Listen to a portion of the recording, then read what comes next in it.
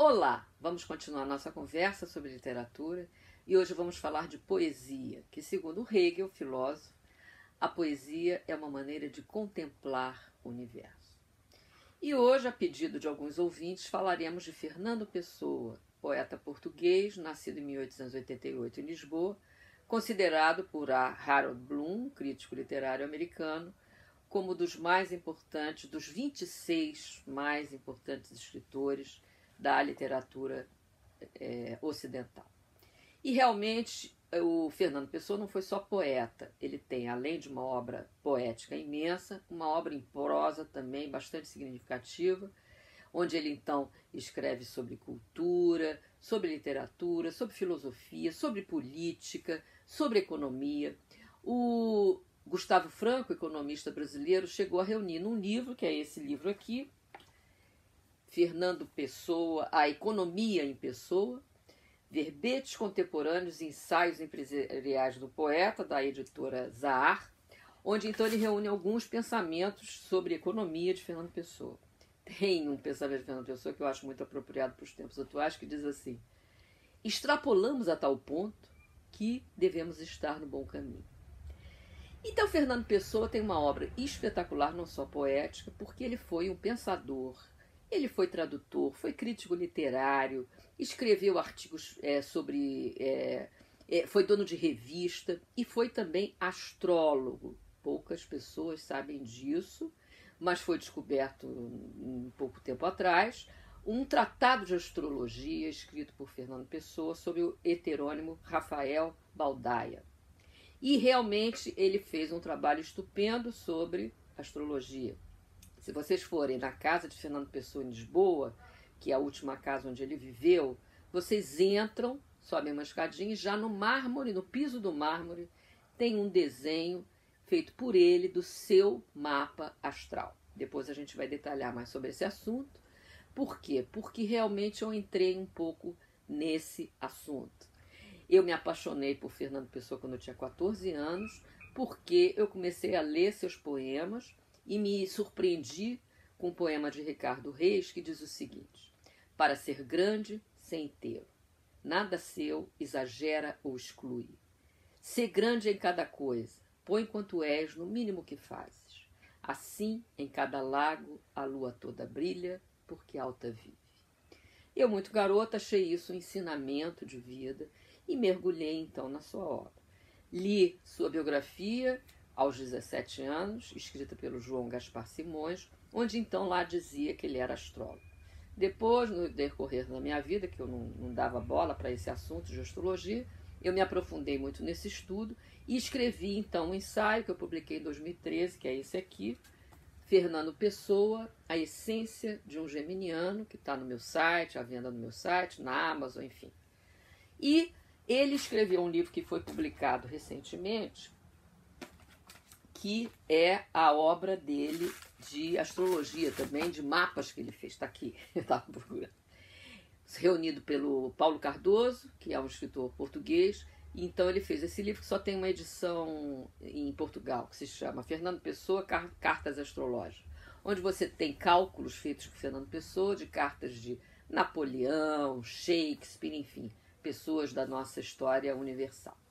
Eu indico como antologia para vocês essa antologia de Cleonice Berardinelli, editada pela Casa da Palavra, onde você tem então escolhas dos poemas que ela fez, né, da obra poética dele, e ensaios escritos por ela também. Essa biografia também, feita pela editora a Record, que foi escrito pelo João Paulo Cavalcante Filho, é também um bom estudo sobre o poeta, sobre a vida do poeta. Bom, a obra poética de Fernando Pessoa, que é a mais considerada, que é a mais conhecida, se destacou por quê? Porque é uma obra poética construída em 4 heterônimos. Essa palavra heterônimo surgiu justamente com Fernando Pessoa, que se difere da palavra pseudônimo, que significa você escrever uma obra com outro nome, e heterônimo não, ele não só escreveu uma obra com outro nome, com outros nomes, aliás, mas também esses outros poetas que ele criou tinham linguagem própria e vida própria. E é incrível, por exemplo, ele escreve aqui, numa carta dele, num dos artigos dele, sobre o que isso representava na vida dele, como é que isso surgiu, essa criação. Tive sempre, desde criança, a necessidade de aumentar o mundo com personalidades fictícias. Sonhos meus rigorosamente construídos, visionados com clareza fotográfica, compreendidos por dentro das suas almas. Não tinha eu mais que 5 anos, e criança, isolada e não desejando senão assim estar, já me acompanhavam algumas figuras de meu sonho. Isso parece simplesmente aquela imaginação infantil que se entretém com a atribuição de vida a bonecos ou bonecas. Mas não, aí ele continua, quando ele fala então que na adolescência isso também acontecia e até na vida adulta. Então ele termina essa carta dizendo o seguinte: hoje não tenho personalidade. Quanto em mim haja de humano, eu o dividi entre os autores vários de cuja obra tenho sido executor. Sou hoje o ponto de reunião de uma pequena humanidade só minha. E aí, então, ele criou esses heterônimos, né, que são Alberto Caeiro, Ricardo Reis, Álvaro de Campos e Fernando Pessoa, ele mesmo. 4. Alberto Caeiro foi o que surgiu primeiro, que ele cita numa carta para o seu amigo Adolfo Casais Monteiro, uma carta que ele escreve o seguinte, que é muito interessante também. Num dia, acerquei-me de uma cômoda alta, foi 8 de março de 1914. Num dia, acerquei-me de uma cômoda alta e, tomando um papel, comecei a escrever de pé, como escrevo sempre que posso. E escrevi 20 e tantos poemas a fio, numa espécie de êxtase cuja natureza não consegui definir. Foi o dia triunfal de minha vida e nunca poderei ter outro assim. Abri com o título O Guardador de Rebanhos. E o que se seguiu foi o aparecimento de alguém em mim, a quem dei desde logo o nome de Alberto Caeiro. Desculpe-me o absurdo da frase. Aparecera em mim o meu mestre. Então ele considera Alberto Caeiro o mestre dele, né? Mais do que o Fernando Pessoa ele mesmo. E o que isso significa? Alberto Caeiro foi o poeta que entendia que as coisas são como são. Ele simplesmente valorizava a sensação antes dela passar pelo pensamento. E toda a obra dele descreve uma natureza muito profunda, muito simples, aliás, assim, com uma visão muito simples do rio que corre, das flores. Ele vai passeando pela natureza e vendo como é que isso realmente acontece em relação ao pensamento. O Guardador de Rebanhos é um poema longuíssimo, onde talvez vocês conheçam um poema do Guardador de Rebanhos, que fala do menino Jesus, que é muito, como é que se diz, é muito proclamado pela Maria Bethânia em seus eventos, em seus shows. Ela sempre fala ela fala esse poema às vezes, né? Tem esse poema na internet, recitado por ela. Existe, então, nessa parte dos Guardadores de Rebanhos, uma parte que se chama o Pastor Amoroso, que eu me encantei na minha adolescência, porque eu acho uma definição do amor muito bonita, né? Que eu vou recitar aqui para vocês. Quando eu não te tinha, amava a natureza como monge calmo a Cristo. Agora amo a natureza, como monge calmo a Virgem Maria. Religiosamente, a meu modo, como dantes, mas de outra maneira, mais comovida e próxima. Vejo melhor os rios quando vou contigo, pelos campos até a beira dos rios. Sentado a teu lado reparando nas nuvens, reparo nelas melhor. Tu não me tiraste a natureza, tu mudaste a natureza. Trouxeste a natureza para o pé de mim. Por tu existires, vejo-a melhor, mas a mesma. Por tu me amares, vejo-a do mesmo modo, mas mais. Por tu me escolheres para te ter e te amar, meus olhos fixaram-se mais demoradamente sobre todas as coisas. Não me arrependo do que fui outrora, porque ainda o sou. Então é uma definição belíssima do amor, considerando o amor como soma, como complemento, não como um sentimento que vai te mudar, né? Que no final ele fala, não me arrependo do que fui outrora, porque ainda o sou. Então é muito bonito essa visão. Depois Ricardo Reis, que é um outro heterônimo, cuja obra se define Odes de Ricardo Reis. Ode quer dizer, em grego, canto. Então, na poesia desse heterônimo que ele criou, Ricardo Reis, ele tem a preocupação mais com o formato da poesia, né? Digamos assim, a rima, o ritmo, estrofes bem construídas. Então, é também um poeta maravilhoso que se preocupa mais com a rima, né? Podemos aqui citar algum poema de Ricardo Reis, que mais ou menos diz assim: sim, sei bem que nunca serei alguém, sei de sobra que nunca terei uma obra, sei, enfim, que nunca saberei de mim.